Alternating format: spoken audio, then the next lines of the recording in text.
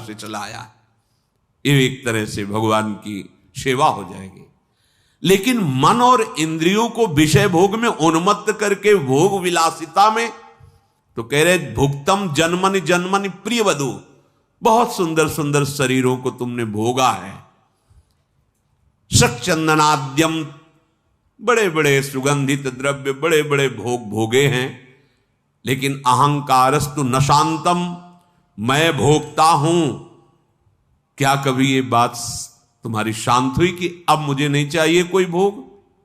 1000 बार, करोड़ बार, इसी जन्म में, हजारों करोड़ों जन्मों में। आप थोड़ा विचार कीजिए कि कुछ होता तो आपके हाथ लगता ना। ये जो तात्कालिक सुख लगता है, ये भ्रम के कारण लगता है। एक उदाहरण में संत भगवान बता रहे थे, जैसे कुत्ते ने सूखी हड्डी किसी जानवर की देखी, वो उठा के एकांत की तरफ भागा कि कहीं दूसरा कोई श्वान कुत्ता इसे छीन न ले। और जब वो खाने लगा तो उसमें कुछ था नहीं, उसी के गलफरों से खून निकला और उस हड्डी में दिखाई दिया। अब वो और आवेश में खा रहा है तो वो खून और दिखाए, उसको अपने ही खून से ऐसा उसको लग रहा है कि इसमें रक्त है, मतलब मुझे पावर मिल रहा है, मुझे सुख मिल रहा है उस सूखी हड्डी में। ठीक ऐसे ही आपके भ्रम से, आपकी जीवनी शक्ति के क्षीण होने से आपको भ्रम हो गया कि आपको सुख हो रहा है। बिल्कुल अब समझ आ जाए तो अब इतनी मलिन बुद्धि है कि ये सब सुनने के बाद भी वो राजी वहीं रहेगी। अगर इसे बचा सकता है तो केवल भगवान नाम बचा सकता है।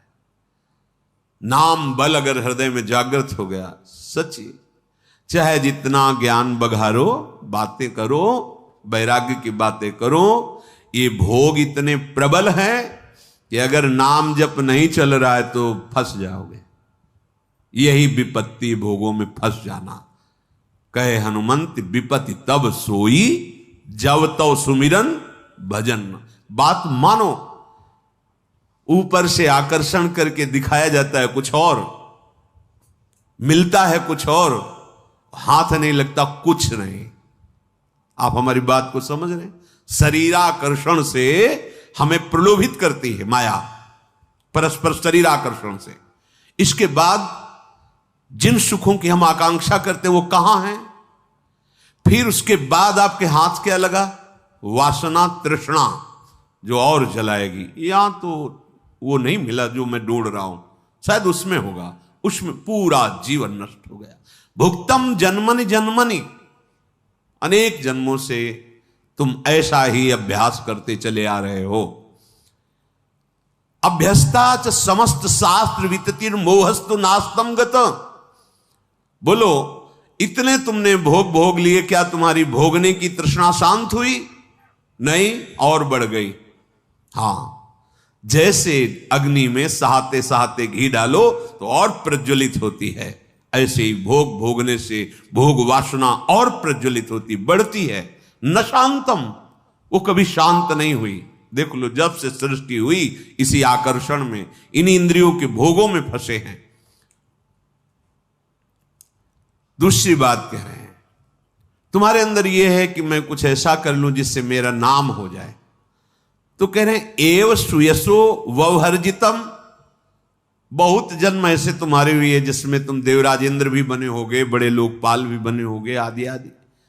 कुछ नहीं, आंख मूंदते ही कुछ नहीं। चाहे जिस पद के अधिकारी हो, चाहे जितना आपका वैभव, ऐश्वर्य, यश, बड़ी महिमा, सब चले गए। दुर्दांत अधर्मी, वो भी गए। बहुत संयमी यशस्वी, वो भी गए। नहीं रहना है यहां, जाना है सबको। हम तुम सबको जाना है, जाने की तैयारी कर लो। जो पहले से तैयार न थे, पछता पछता कर चले गए। जाना है, काहे को इस चक्कर में आखिरी फसाव में फंस रहे हो? मेरा नाम हो जाए। ईंट पत्थर में नाम लिखाने से तुम्हारा नाम नहीं होगा। अरे बोले संसार तुम्हारा नाम लेगा, अरे भगवान का नाम नहीं लेता, तुम्हारा काहे को लेगा? तुम कितने वैभव हो, कितने बलवान हो, कितने ज्ञानी हो, कितने शास्त्रज्ञ हो, भगवान स्वयं अवतरित हुए। समझा समझा के संत महात्मा भक्तजन नाम जप करो, उनका नाम नहीं जप करो। तुम्हारा नाम पंखा में लिखवाने से हो जाएगा क्या? थोड़ा सा पत्थर में लिखो, बड़ा गर्व है। कोई एक कमरा अगर किसी संत को बना के देंगे तो पूरा उसमें फोन नंबर से लेके एरिया तक का पूरा जिला पूरा सब उसमें। अरे भाई काहे को अहंकार में फंस रहे हो? कृतार्थ हो जाओगे तुम। केवल एक बात मान लो, मन को ये समझा लो कि जिन भोगों के लिए तो बार बार मुझे प्रेरणा कर रहा, मैं भोग चुका हूं, नहीं है इसमें कुछ नहीं है। कैसे अब वो शब्द नहीं, कैसे समझाएं? ये भ्रम कितना, घृणा नहीं होती तुम्हें? तुम्हारे अंदर ऐसा नहीं होता कि ये दिव्य श्वासें हमारी कहां नष्ट हो रही, किस लिए आया हो, कितने दिन ये टिकेगा, फिर वही वासना, फिर वही, कब तक चलेगा? कोई ऐसा टिकाऊ है? हां कुछ, क्या टिकाऊ है? आज हम तुमसे कहते हैं कि हम तुम्हें बहुत प्यार करते, तुम्हारे बिना जी नहीं सकते। 4 दिन बाद वही मन उसे कटने लगता है, किसी तीसरे की तरफ धिक्कार है ऐसी वृत्ति को। पूरा जन्म के जन्म व्यतीत कराते, अपराध पे अपराध कराते चला जा रहा मन, और तुम अपने इस दुश्मन पर नजर नहीं कर पा रहे, समझ नहीं पा रहे। ये खाया, वो पिया, वो देखा, वो घूमा, चलो करोड़ों रुपए लगा करके केवल आंख चराना है, केवल इंद्रियों को पुष्ट करना है भोगों में। क्या क्या जीवन का लक्ष्य यही? अपने को गर्वित मानते हैं कि मैं ऐसा उष्णा वैभव खर्चा करके मैंने भोजन पाया, वाह 5,000 की एक चाय, इतना गर्व, मैं ऐसा भोगा, मैं ऐसा। क्या होगा इसका परिणाम? क्या होगा? हाथ कुछ लगेगा नहीं और ये दिव्य जीवन नष्ट हो जाएगा। आखिरकार ये शरीर सच्चिदानंद तो है नहीं, ये जवानी है, इंद्रियों में थोड़ा बल है तो देख लो, दंडता कर लो। जहां ये नष्ट हुआ फिर तुम ही इसी शरीर को छोड़ने के लिए प्रार्थना करोगे।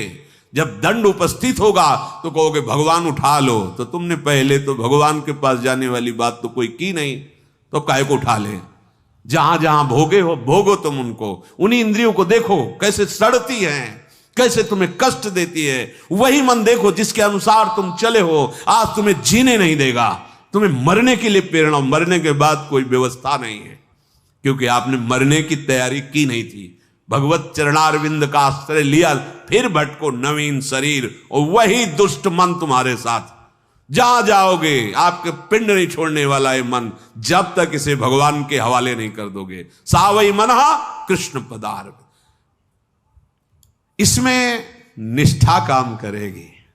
अंगद की तरह पैर जमा दो, भगवान के प्रताप का स्मरण करके एक काम क्रोध लोभ मोह मद मत्सर अब उठा दे मुझे भला परमार्थ से तो देखूं। भगवान को साक्षी करके और चल दो इस मार्ग, कोई नहीं उठा पाएगा। भगवान का बल लेकर आप कोई परास्त नहीं कर सकता। ये बड़ी महामहिम बात है। अगर बल स्मरण करो, मेरे बल से वृंदावन रानी, कौन परास्त कर सकता है? क्योंकि सब इन्हीं के बल से बलवान है जो हमारे को परास्त कर रहे हैं। सब कर परम प्रकाशक जोई, इन्हीं से परम प्रकाश प्राप्त हो रहा है।